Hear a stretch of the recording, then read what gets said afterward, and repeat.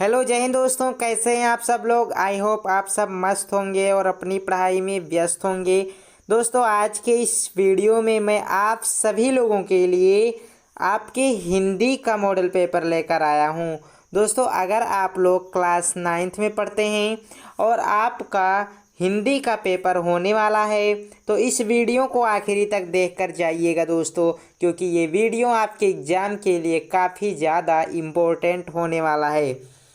इस वीडियो में सबसे ज़्यादा इम्पोर्टेंट क्वेश्चन आपको बताऊंगा जो आपके आगामी परीक्षा के लिए सबसे ज़्यादा इम्पोर्टेंट रहेंगे। पहला प्रश्न है, रहीम किस काल के कवि हैं। रहीम जी को किस काल के कवि के अंतर्गत जाना जाता है। ऑप्शन ए है भक्ति काल, ऑप्शन बी है आदिकाल, सी है रीतिकाल एंड डी है आधुनिक काल। तो भैया राइट आंसर जाएगा ऑप्शन नंबर ए के साथ, भक्ति काल। रहीम जी भक्ति काल के कवि हैं। ठीक है। दूसरा प्रश्न है, कबीर का जन्म स्थान है।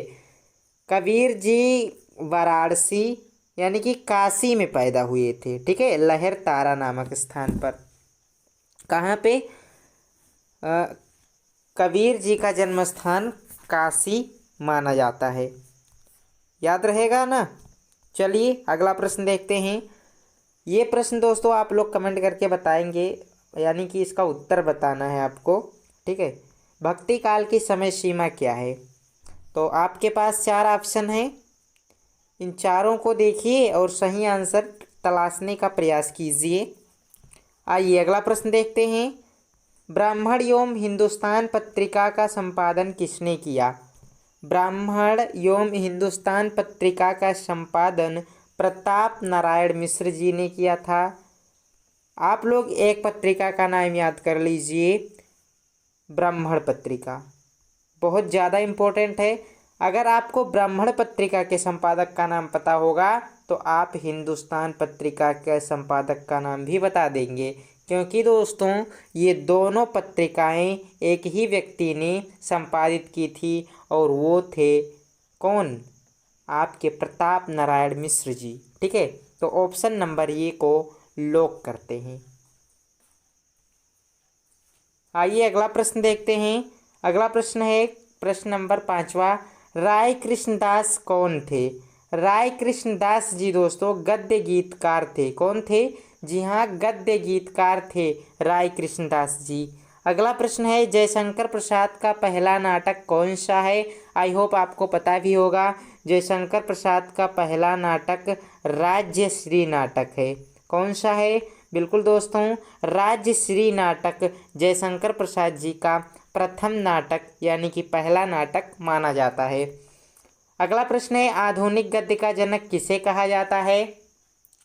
तो भैया आधुनिक गद्य का जनक कहा जाता है भारतेंदु हरिश्चंद्र जी को। ऑप्शन नंबर ये इसका सही आंसर है। भारतेंदु हरिश्चंद्र जी को आधुनिक गद्य का जनक माना जाता है, यानी कि कहा जाता है।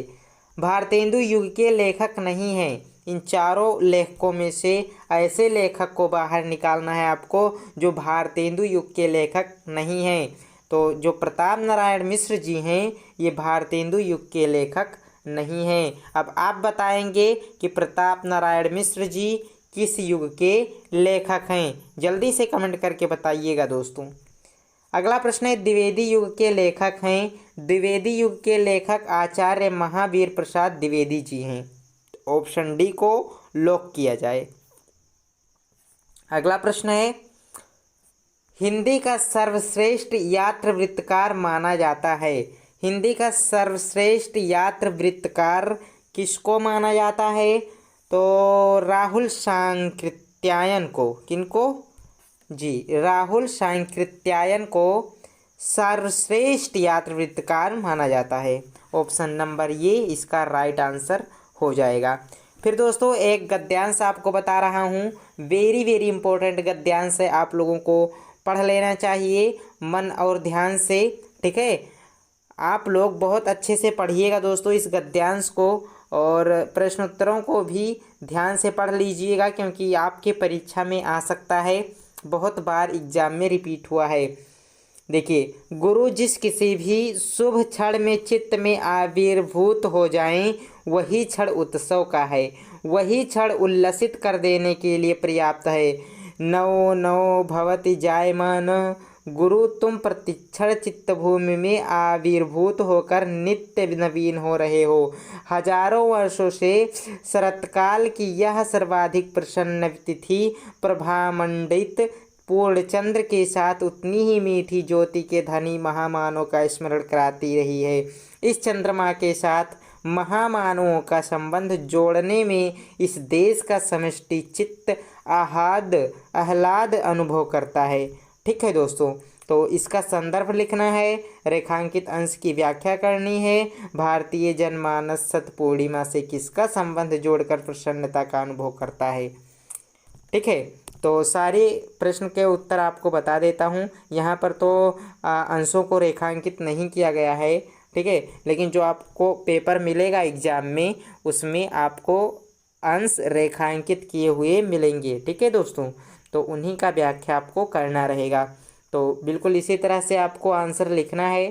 पहले गद्यांश लिख देंगे, शुरू के 4-5 वर्ड और अंत के 4-5 वर्ड डैश डैश लगा करके बीच में। ठीक है, संदर्भ में लिखना है, प्रस्तुत गद्यांश हमारी पाठ्य पुस्तक हिंदी गद्य खंड में संकलित पाठ हिंदी गद्य खंड में संकलित पाठ गुरु नानक देव शीर्षक से लिया गया है या अवतरित है। इसके लेखक हजारी प्रसाद द्विवेदी जी हैं। ठीक है, रेखांकित अंश की व्याख्या, रेखांकित अंश की व्याख्या में आपको कुछ भी लिख देना है, मतलब कि जो अंश दिया हो रहेगा, जो गद्यांश में जो अंश रेखांकित किया रहेगा उसी की व्याख्या करनी है आपको अपने शब्दों में, अपने अनुसार आप लोग लिखेंगे। ठीक है, अपने अनुसार आप कुछ भी लिख सकते हैं, यानी कि उस लाइन से आपका मतलब आप जो लिखेंगे वो मैच करना चाहिए। ठीक है, तभी सही माना जाएगा, वरना गलत माना जाएगा। ऐसे में आपका नंबर काट भी सकता है एग्जामिनर। लेकिन दोस्तों, अगर आपको व्याख्या करना नहीं आता है, कुछ भी नहीं आता है, तो आप कुछ भी लिख दीजिएगा। ठीक है, अगर आप लोग व्याख्या करना नहीं जानते हैं, ना कर पाएँ, तो वही जो लिखा रहेगा गद्यांश में वही उतार आइएगा। ठीक है, लेकिन छोड़ना नहीं है क्वेश्चन को। देखिए कैसे करना है, लेकिन पढ़ के जाना है, इसलिए आपको बता रहा हूँ दोस्तों, पढ़ लीजिए। अगर पहले से पता है कि यही आएगा तो क्यों नहीं आप लोग पढ़ सकते हैं, आप लोग पढ़ के जाइएगा। लेखक द्विवेदी जी कहते हैं कि जिस क्षण भी गुरु की अनुभूति हमारे मन में आएगी वही क्षण शुभ है, उत्सव मनाने का है और प्रसन्नता से भर देने वाला है। क्या कहते हैं द्विवेदी जी कि जिस समय गुरु की अनुभूति, यानी कि गुरु के बारे में जो विचार होते हैं वह हमारे मन में जैसे ही आए, वही क्षण वही समय शुभ समय होगा, उत्सव मनाने का होगा और प्रसन्नता से भर देने वाला होगा। चाहे वह कोई भी समय कोई भी दिन हो, वही हृदय को आनंदित करने वाला हो जाता है।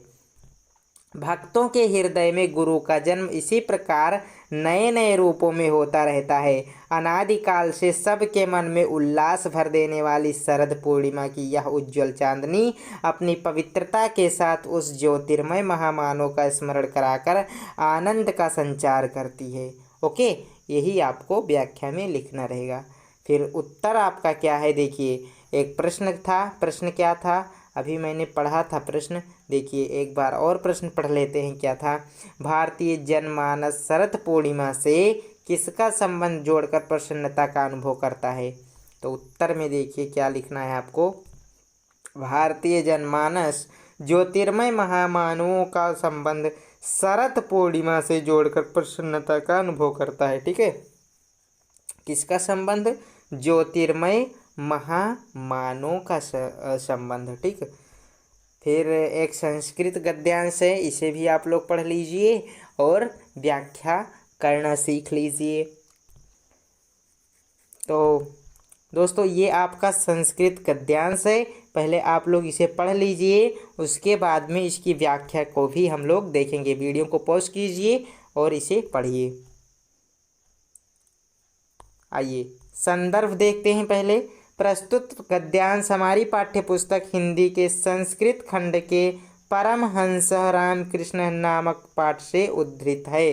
ठीक है, किस पाठ से? परमहंस रामकृष्ण पाठ से लिया गया है। अनुवाद देख लीजिए। रामकृष्ण एक अलौकिक महापुरुष थे। उनके बारे में महात्मा गांधी ने कहा है, रामकृष्ण परमहंस का जीवन चरित्र धर्म के आचरण का प्रायोगिक विवरण है। उनका जीवन हमें ईश्वर के दर्शन की शक्ति प्रदान करता है। उनके शब्द केवल किसी के नीरस ज्ञान के शब्द नहीं हैं, वरन उनके जीवन रूपी पुस्तक के पृष्ठ ही हैं। उनका जीवन अहिंसा के प्रत्यक्ष पाठ के समान विद्यमान है। ठीक है, तो यही संदर्भ में आपको लिखना है, अनुवाद में। आई होप दोस्तों आपको सारे प्रश्न के आंसर समझ में आ गए होंगे और अब आप लोग एग्ज़ाम में लिख सकते हैं आसानी से। तो चलिए मिलते हैं नेक्स्ट वीडियो में। आशा करते हैं वीडियो पसंद आया होगा तो लाइक कर दें। आगे भी इस तरह की वीडियो चाहिए तो चैनल को सब्सक्राइब करके हमारे साथ जुड़िए। जय हिंद, वंदे मातरम।